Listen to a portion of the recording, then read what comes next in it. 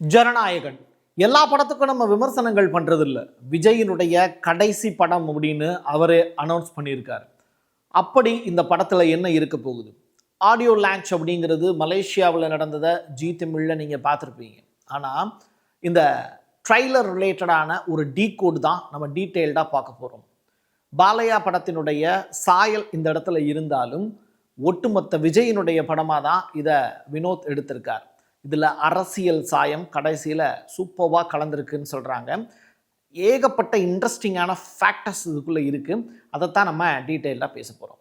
வாங்க பார்க்கலாம் உறவுகளே. இது ஜனநாயகன் ட்ரைலர் டீகோட். இது பிரசாத் சிக்னேச்சர். சென்னையோட மற்றொரு அடையாளம் M1 மொபைல் ஷோரூம். உலகத்தரம் வாய்ந்த மொபைல்களை உள்ளூர் சந்தையில் கம்மியான ரேட்டுக்கு, அதுவும் ஆஃபரோடு கொடுக்குறாங்க. வாரண்டியோட கேரண்டியும் கன்ஃபார்ம். எல்லா டைப் ஆஃப் மொபைலும் இங்கே வாங்கலாம்.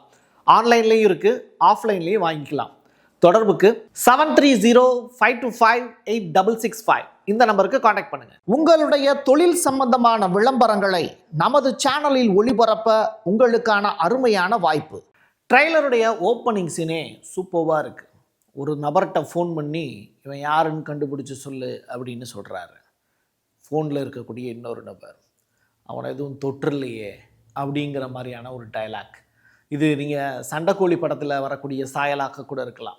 பட் அந்த டோனு, மிரட்டக்கூடிய விடம், ரெண்டாவது விஜயினுடைய ஓப்பனிங் சீன், இது எல்லாமே தேட்டரில் பார்க்கும்போது ரொம்ப பெரிய அளவில் மாசாக இருக்கும். அதில் மாற்று கருத்தே இல்லை. விஜய்க்கு இந்த படத்தில் என்ன பேர் வச்சுருப்பாங்க?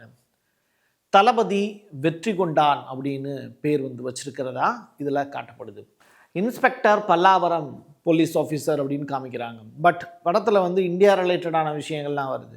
முன்னாடி அவர் ரா ஏஜெண்டாக இருந்திருக்கலாம். அதற்கு பிறகு அதை ரிட்டையர்மெண்ட் வாங்கிட்டு இந்த பக்கம் லோக்கலில் தன்னுடைய பொண்ணை வளர்க்குறதுக்காக ஒரு போலீஸ் ஆஃபீஸராக கூட வேலை பார்த்துருக்கலாம். ஸோ அந்த மாதிரியான காட்சிகள் இடம்பெறுமா அப்படிங்கிறத பார்ப்போம்.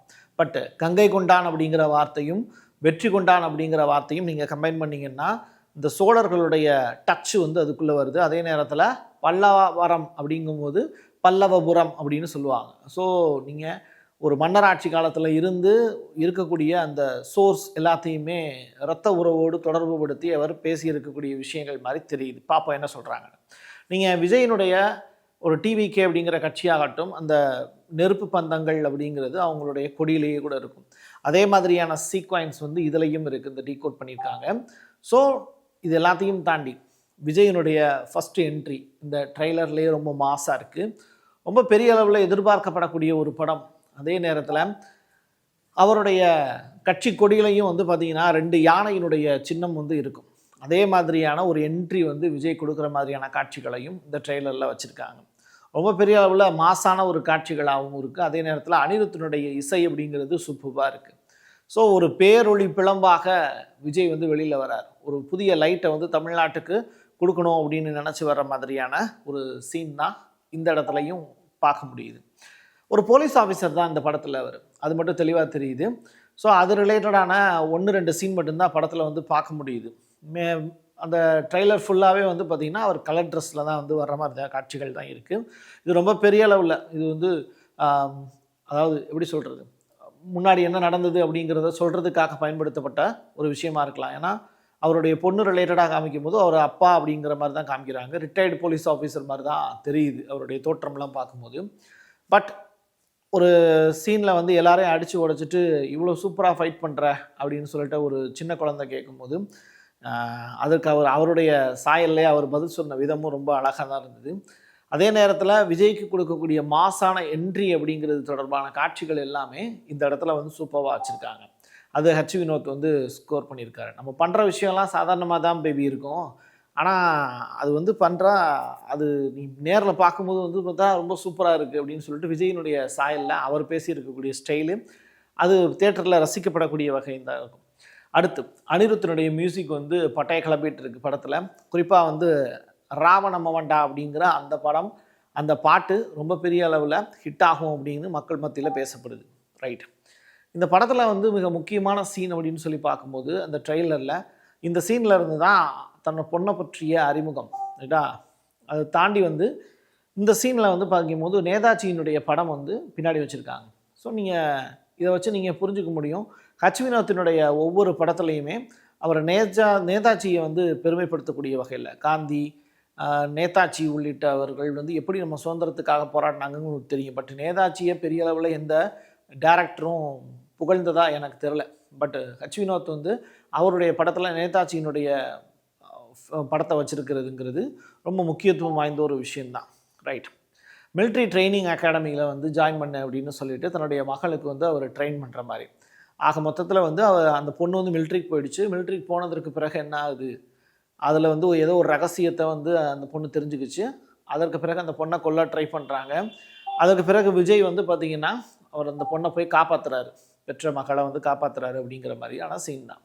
ஆனால் மகளுக்காக மட்டுமே இல்லை, அவர் தாய்நாட்டுக்காக என்ன செய்கிறாரு அப்படின்னு சொல்லிட்டு, என் பொண்ணை தொட்டது ஏவாண்டா, தொட சொன்னது ஏவாண்டா அப்படின்னு சொல்லிட்டு இந்த சீனில் நிச்சயமாக ஒரு இன்டர்வல் சீன் இருக்கலாம் அப்படின்னு சொல்லப்படுது. சரி, இதில் வந்து ஓஎம் அப்படின்னு சொல்லிட்டு ஒரு வேர்டு வந்து பெரிய அளவில் பேசப்படுது. அதற்கு காரணம் என்னென்னா அழிவு அப்படின்னு சொல்கிறாங்க. இந்த அழிவு அப்படிங்கிற வார்த்தையை மையப்படுத்தி ஒரு பெரிய நாசகரமான வேலையை இந்தியா மீது இந்த படத்தினுடைய வில்லன்கள் வந்து செய்கிறாங்க. அதில் பாபி டியோல் தான் ஹெட்டாக இருந்து அந்த வேலையை செய்கிறாரு. அவர் என்ன செய்ய போகிறாரு 30 நாளில் அப்படிங்கிறது தான். இந்த சீன்லாம் ரொம்ப மாசான ஒரு சீன். ஒரு வில்லனுக்கான கெட்டப்பை எந்த அளவுக்கு ஸ்ட்ராங் பண்ணுறோமோ அந்தளவுக்கு ஹீரோ ஸ்ட்ராங்காக தான் இருப்பார் அப்படின்னு. அந்த வகையில் பாபி டியோலுடைய அந்த என்ட்ரிங்கிறது ரொம்ப சூப்பராக இருக்கும்னு எதிர்பார்க்கப்படுது.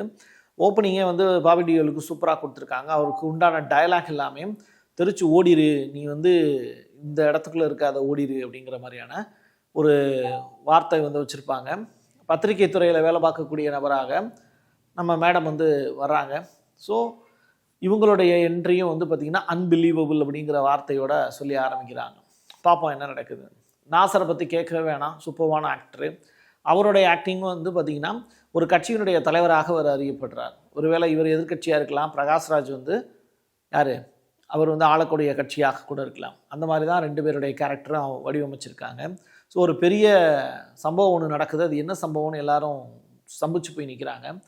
அந்த மாதிரியான ஈவெண்ட்டுக்கெல்லாம் காரணம் அரசியல்வாதிகள் தான் கண்டுபிடிக்கிறாரு. அந்த அரசியல்வாதிகளை கடைசியில் என்ன செய்கிறாருங்கிறத நான் காமிக்கிறேன்.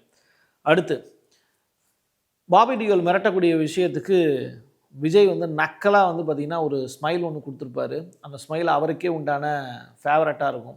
குஷி படத்தில் வந்து அப்படின்னு சொல்லிட்டு அந்த அவருக்கே உண்டான அந்த அழகான ஒரு ஸ்மைல் வந்து கொடுத்துருப்பார்.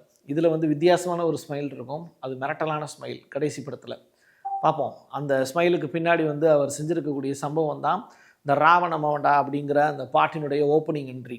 இந்த பிளட்ஸ் அதை டேஸ்ட் பண்ணுற மாதிரியான காட்சி. ரத்தம்லாம் எனக்கு ஒன்றும் பெரிய விஷயமே கிடையாது, ஏன்னா நான் போகக்கூடிய பாதை எப்படிப்பட்ட பாதையாக இருக்க போது பாரு அப்படின்னு அவர் இந்த சீனில் வந்து மாஸ் என்ட்ரி கொடுத்துருப்பார். சரி, இது அரசியல் களத்துக்கான என்ட்ரி தான். இந்த இடத்துல இவர் பயந்துருக்காரு அப்படின்னா ஒரு வில்லன் ஆக்டர், ஒரு சண்டை போடக்கூடிய வந்த நபர் வந்து பயப்படுற மாதிரியான காட்சிகள் இருக்குது. அப்படி பார்க்கும்போது விஜய் வந்து ஏதோ ஒரு பெரிய சம்பவம் வந்து பண்ணியிருக்காரு ஏற்கனவே இந்த படத்துலையே.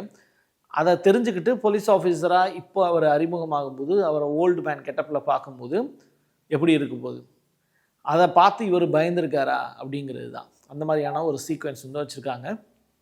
கடைசியாக இந்த இந்திய அரசியலுக்குள்ளே ஏதோ ஒரு பெரிய ஒரு கெட்ட சம்பவங்கள்லாம் நடக்குது. தட்டி கேட்டுக்கக்கூடிய ஆசாமியாக ஒரு போலீஸ் ஆஃபீஸர் ஒரு அரசியல் களத்தில் புகும்போது மாற்றம் அப்படிங்கிற வார்த்தை, இந்த மாற்றங்கிற வார்த்தை யாரோட இது அப்படின்னு எலெக்ஷனில் உங்களுக்கு தெரியும். அன்புமணி அப்படிங்கிற அவரை வந்து ஃபஸ்ட்டு வச்சுருந்தார்.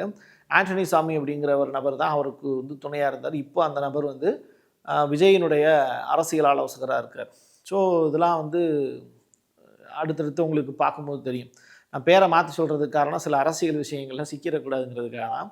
சரி, இப்படி இருக்க போகிற நேரத்தில் வந்து யாவரும் கேளீர் அப்படிங்கிற வார்த்தை, அதே நேரத்தில் யாதும் முறை யாவரும் கேளீருங்கிற வார்த்தை, இது எல்லாமே வந்து பார்த்திங்கன்னா இந்த கோடுக்குள்ளே அடங்கியிருக்கு. விஜயினுடைய கரூர் தொடர்பான ஒரு இமேஜ் கூட இந்த இடத்துல வைக்கப்படலை. அது ரொம்ப நீங்கள் உன்னிப்பாக கவனிக்கணும். ஸோ இது எல்லாத்தையும் தாண்டி ஐ எம் கம்மிங் அப்படிங்கிற வார்த்தை, ஐ எம் வெயிட்டிங் அப்படிங்கிறத தாண்டி ஐ எம் கம்மிங் அப்படின்னு சொல்லிட்டு இந்த ட்ரெய்லரில் அவர் சொல்லியிருப்பார். ஸோ இதுவும் நீங்கள் வந்து நான் வந்துட்டேன் பாரு அப்படிங்கிறது தான். ஸோ இது வரைக்கும் வெயிட் பண்ணது போதும், நான் வந்துட்டேன் அப்படின்னு சொல்கிறார். அது எதுக்குள்ளே அப்படின்னு நீங்களே முடிவு பண்ணிக்கலாம்.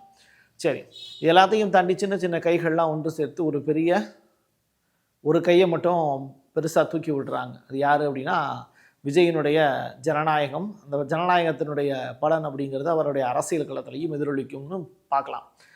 பட் மக்கள் வந்து தன்னெழுச்சியாக இருந்து ஒரு கையை வந்து தூக்கி விடுறாங்க. அது விஜய்க்கானதாக இருக்கும் அப்படிங்கிறது தான் அந்த படத்தினுடைய இந்த சிம்பல் சொல்லக்கூடிய விஷயம். எல்லாத்தையும் தாண்டி கடைசியில் சாட்டையை தூக்குறாரு. அந்த சாட்டையை வச்சு அரசியல்வாதிகளை பூரா அடிக்கிற மாதிரியான காட்சி. நீங்கள் எம்ஜிஆர் வந்து சாட்டையை எடுத்தால் என்ன பண்ணுவார் அப்படின்னு பழைய படங்களை பார்த்த நபர்களுக்கு தெரியும். பார்க்காதவங்க உடனே போய் பார்த்துருங்க. நான் ஆணையிட்டால் அப்படின்னு வார்த்தையை வந்து பயங்கரமாக சொல்லியிருப்பார். ஸோ அந்த மாதிரி அரசியல்வாதிகளை பூரா வந்து மக்கள் உங்களை தேர்ந்தெடுத்தது எதுக்காக அப்படின்னு சொல்லிட்டு ஒட்டுமொத்த அரசியல்வாதிகளையும் பணக்காரங்களையும் ஒன்றா சேர்த்து வச்சு பொலன்னு புலகிறாரு. ஸோ இதுதான் கடைசி சீனு. ஜனநாயகன் படத்தில் ஒரு பெரிய என்டர்டெயின்மெண்ட் இருக்கும் அப்படிங்கிறத நம்பலாம். அதே நேரத்தில் கருத்துக்களும் வந்து நமக்கு அரசியல் ரீதியான விஷயங்களை புரிகிற மாதிரி வந்து நமக்குள்ளே புகுத்துறதுக்கு ஒரு பெரும் முயற்சி எடுப்பாங்க அப்படிங்கிறதையும் நம்பலாம். ஆக மொத்தத்தில் வந்து இன்றைக்கி இதை டீகோட் பண்ணுறதுக்கு முன்னாடி நான் என்னுடைய ஃபேமிலியில் கூட விஜய் படம் பார்க்க போகிறீங்களா, பார்க்கணும்னு நினைக்கிறீங்களா அப்படின்னு, விஜயோட கடைசி படம் எப்படி பார்க்காம இருக்கிறது அப்படின்னு சொல்கிறாங்க. ஆக மொத்தத்தில் விஜய்க்கான கடைசி படம் இதுன்னு மக்களோட மனசில் போய் பதிஞ்சிச்சு. கண்டிப்பாக பார்த்தோம்னோம் அப்படின்னு பெருத்த எதிர்பார்ப்பு இருக்குது. தியேட்டரை பொறுத்தளவில் பராசக்திக்கும் இதுக்கும் சரி, விஜய் படத்துக்கு வந்து 60லேருந்து 65%, பராசக்தி படத்துக்கு 35லேருந்து 40% தியேட்டரில் அலோகேட் பண்ணியிருக்காங்க. வாய்ப்பு இருக்கிறவங்க 2 படத்தையும் போய் பாருங்கள். ஏன்னா ஜனநாயகன் படம் வந்து 9ஆம் தேதி ரிலீஸ் ஆகுது, பராசக்தி படம் 10ஆம் தேதி ரிலீஸ் ஆகுது. பொங்கலுக்கு முன்னதாக உங்களுக்கு 2 பெரிய ட்ரீட் இருக்குது. விஷுவல் ட்ரீட்டாக அது இருந்தது அப்படின்னா மகிழ்ச்சி. அதே நேரத்தில் அரசியலாக இருந்தாலும் அது ஜாலியாக என்ஜாய் பண்ணி பாருங்கள். ஏன்னா நம்ம வாழ்க்கைக்குள்ளேயும் அரசியல் இருக்குது. அப்படிப்பட்ட அரசியலை நம்ம தெரிஞ்சுக்கிட்டால் மட்டும்தான் சரியான நபரை பார்த்து நம்ம ஓட்டளிக்க வசதியாக இருக்கும். என் கையெழுத்து என் மக்களுக்கான உறவுகளே மீண்டும் ஒரு பதிவில் சந்திக்கலாம். சென்னையோட மற்றொரு அடையாளம் M1 மொபைல் ஷோரூம். உலகத்தரம் வாய்ந்த மொபைல்களை உள்ளூர் சந்தையில் கம்மியான ரேட்டுக்கு அதுவும் ஆஃபரோடு கொடுக்குறாங்க. வாரண்டியோட கேரண்டியும் கன்ஃபார்ம். எல்லா டைப் ஆஃப் மொபைலும் இங்கே வாங்கலாம். ஆன்லைன்லேயும் இருக்குது, ஆஃப்லைன்லேயும் வாங்கிக்கலாம். தொடர்புக்கு 7305258665 இந்த நம்பருக்கு காண்டாக்ட் பண்ணுங்க. உங்களுடைய தொழில் சம்பந்தமான விளம்பரங்களை நமது சேனலில் ஒளிபரப்ப உங்களுக்கான அருமையான வாய்ப்பு.